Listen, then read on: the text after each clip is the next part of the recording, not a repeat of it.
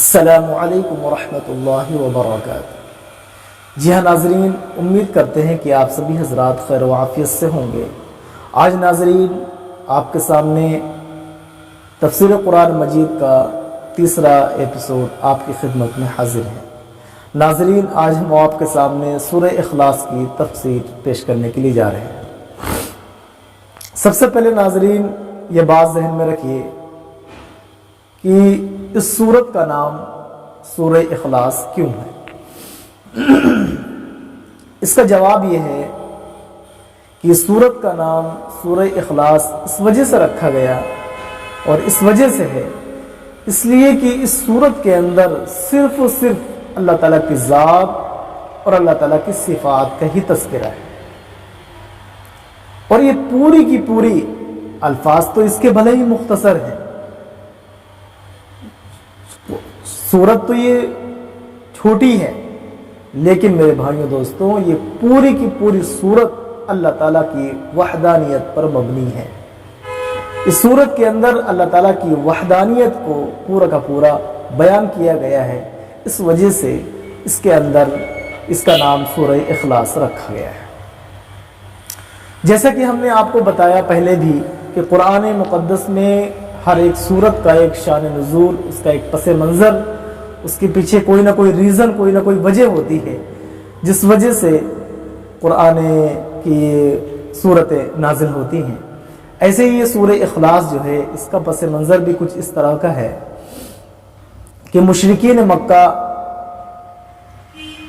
حضرت ابی بن کعب رضی اللہ عنہ سے مروی ہے کہ مشرکین مکہ اور عرب کے مشرکوں نے باقاعدہ طور پر اللہ کے نبی صلی اللہ علیہ وسلم سے پوچھا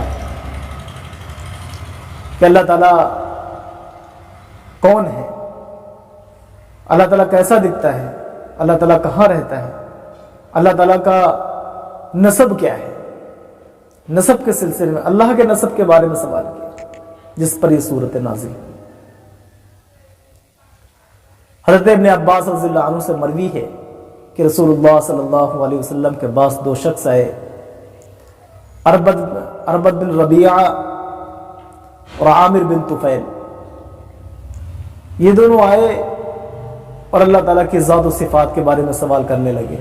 اللہ کہاں رہتا ہے، اللہ کیا کھاتا ہے، اللہ سونے کا ہے کہ چاندی کا ہے، وغیرہ وغیرہ، اللہ کے سلسلے میں، اللہ کی وحدانیت کے بارے میں، اللہ تعالیٰ کی ذات و صفات کے بارے میں، اللہ کیسا ہے، اللہ کیسا دکھتا ہے، اللہ کیا کھاتا ہے، اللہ لکڑی کا ہے، نعوذ باللہ اللہ سونے کا ہے، چاندی کا، طرح طرح کے الٹے سیدھے سوال انہوں نے کیے رسول، جس پر یہ باقاعدہ پوری کی پوری سورہ اخلاص قل هو اللہ احد نازل کی گئی۔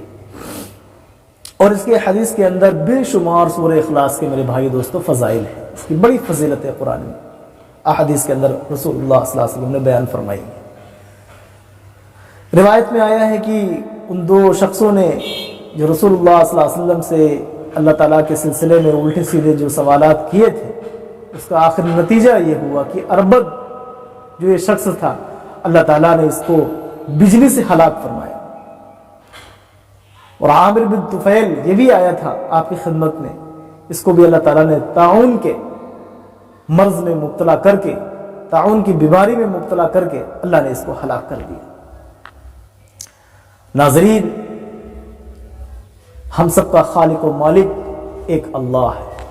اس سورہ کے اندر یہ وحدانیت بیان کی گئی ہے کہ ہمارے سارے مسائل کا حل اور سب کچھ کرنے والی ذات ایک اللہ کی ہے۔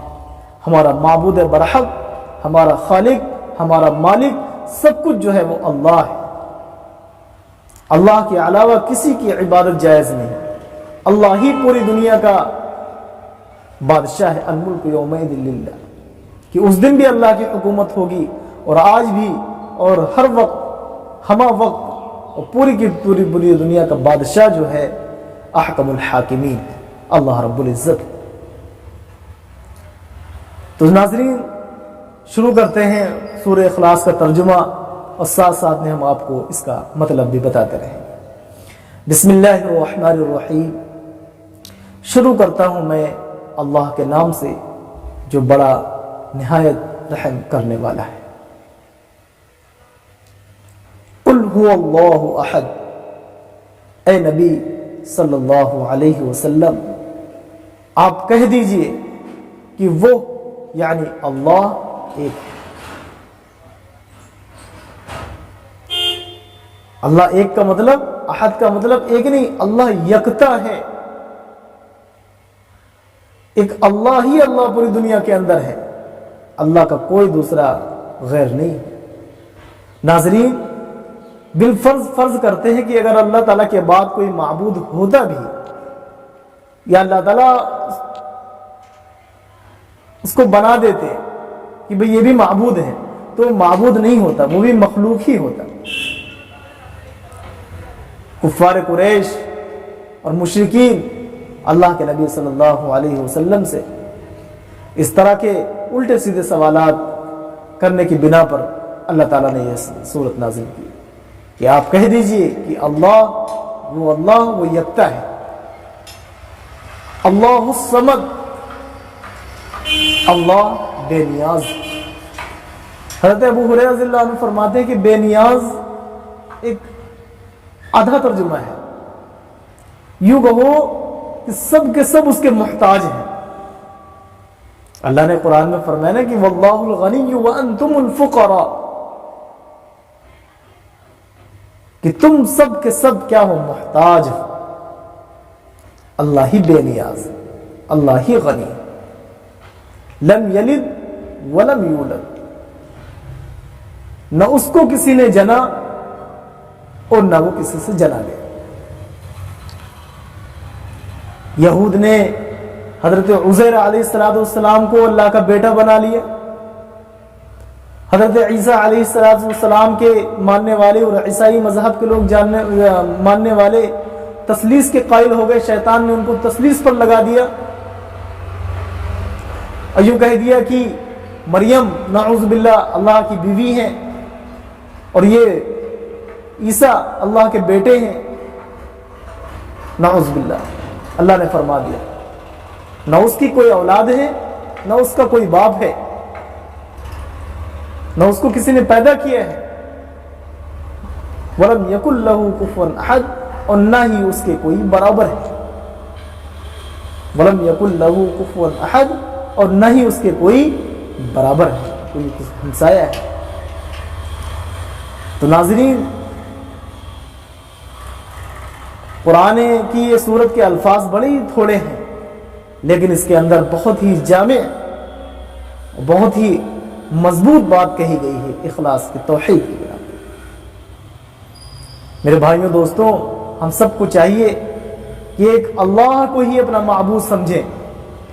جو کچھ کرنے، نفع نقصان پہنچانے والی ذات ہے وہ اللہ رب العزت کی ہے، اللہ کی مرضی کے بغیر ایک پتہ بھی نہیں ہل سکتا۔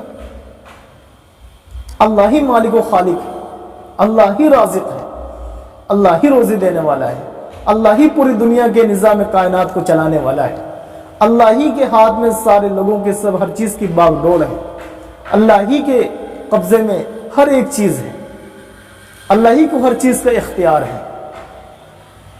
یہی بات میرے بھائی دوستوں اللہ تعالیٰ کے نبی صلی اللہ علیہ وسلم نے لوگوں کو بتلائی اور یوں فرمایا، آدم علیہ السلام سے لے کر کے آپ علیہ السلام تک سارے کے سارے انبیاء کرام نے صرف ایک بات کی ہی دعوت دی، قولوا لا الہ الا اللہ تفلحوا۔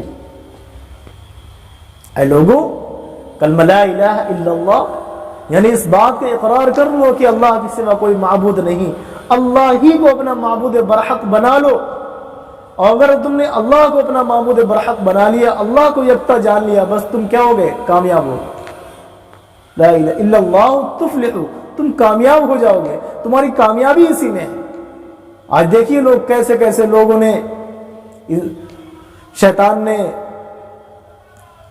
ذہنوں کو کہاں پر لے جا کر کے لگا دیا، سجدوں پہ سجدے کرانے لگ گیا، مزاروں کے آگے، جانوروں کے آگے سجدے کرنے لگ گئے لوگ، درختوں کے آگے اور سورج اور چاند کے آگے، ساری چیزوں کے آگے سب لوگوں نے اپنے اس کو خدا بنا لیا۔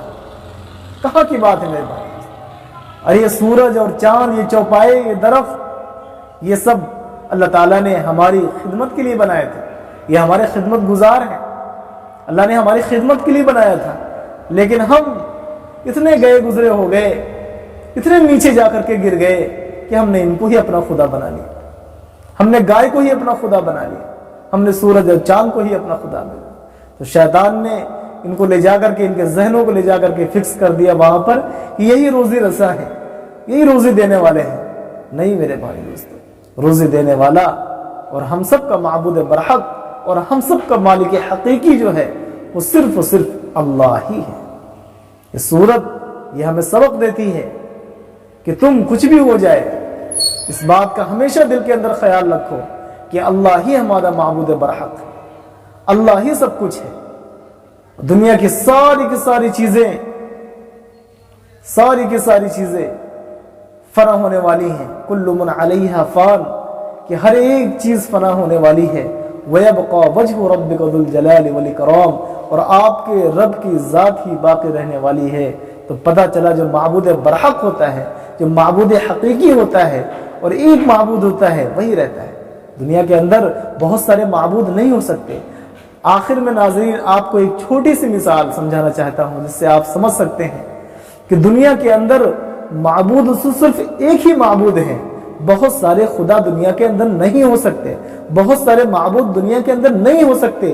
جس طرح ایک ملک کا ایک ہی وزیر اعظم ہوتا ہے، دو وزیر اعظم نہیں ہو سکتے، ایک ملک کے دو بادشاہ نہیں ہو سکتے، ایک ہی بادشاہ رہتا ہے، ایک ہی وزیر اعظم ہوتا ہے۔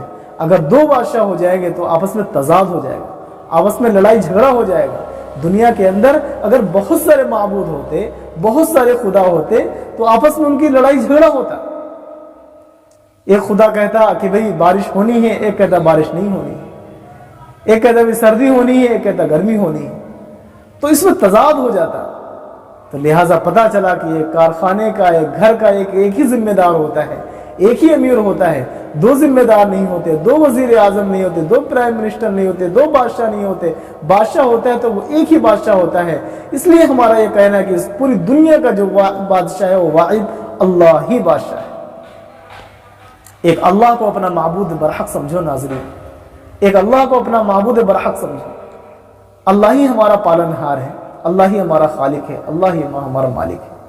تو ناظرین امید کرتے ہیں کہ آپ کو اس قرآن کی ایک چھوٹی سی سورت قل هو اللہ احد یعنی سورہ اخلاص کی تفسیر، اس کا ترجمہ سمجھ میں آ گیا ہوگا۔ ناظرین آپ اس پہ خود بھی عمل کریں اور باقاعدہ دوسروں کو بھی بتائیں۔ اللہ تبارک و تعالیٰ سے دعا کرتے رہیں کہ اللہ تعالیٰ ہم سب کو قرآن پاک سمجھنے اور سمجھانے کی اور اس کے معانی و مطلب پر غور و خوض کرنے کی توفیق نصیب فرمائے۔ ناظرین اللہ نے قرآن میں فرما دیا کہ وَلَقَدْ يَسَّرْنَا الْقُرْآنَ لِلذِّكْرِ فَهَلْ مِن مُدَّكِرٍ، تحقیق کہ ہم نے قرآن کو آسان کر دیا، کیا کوئی ہے نصیحت حاصل کرنے والا، کیا ہے کوئی سیکھنے والا؟